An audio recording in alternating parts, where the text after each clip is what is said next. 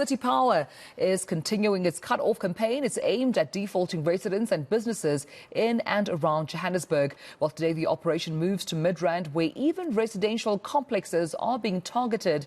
Let me cross to eNCA's Bafedile Moerane right now, who brings me the very latest regarding this story. And Bafedile, good to have you back, colleague. Just take us through what exactly has taken place thus far with City Power conducting their operation to cut off any connection, any electrical connection from residents and businesses that are not complying with their bills.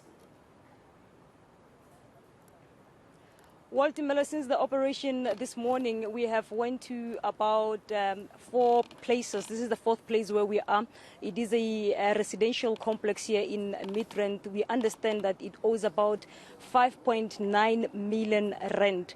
The other businesses that we've went to, the other one was owing 1.5 million, 1.9 million. That's a lot of money if you can calculate it there. And this is some of the things that are actually said to be contributing badly to Eskom's crisis, as we are seeing at this point having to have load shedding crisis in the country. But City Power does not mince its words, having to say that we are taking a step and ensuring that people are paying for the services that we're providing for.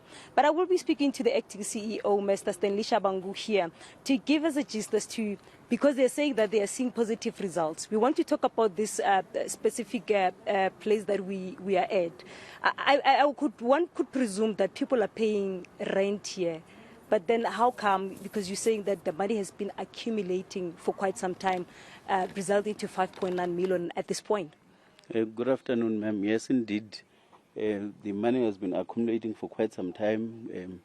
We've tried on numerous occasions to get this particular complex to pay. We understand that the residents of this unit, which is about 100 of them, are paying the body corporate, but unfortunately, the body corporate is not paying that money over to City Power.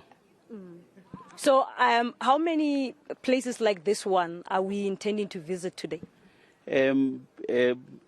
Today we'll visit 2 other places of this nature, but I must indicate, however, that we have a lot of places of this nature across the city, and we are intent on making sure that all of them pay what is due to us. How much money is it owed at this point? And then are you seeing any positive result? Earlier on, I spoke to your colleague who said that there's a positive result. Would you share the same sentiments? Indeed, there is some positive results coming through. The operation for today was aimed at collecting about 13 million rands. Of course, when we do operations of this nature, customers do come forward and make the necessary payments. So we are hopeful that this particular operation will be a success as well. Well, thank you so much. That's Mr. Bangu. He is the acting CEO of City Power, having to say that they are shaking the city and they are not missing the words. They are on the ground there to ensure that people do come forward and pay.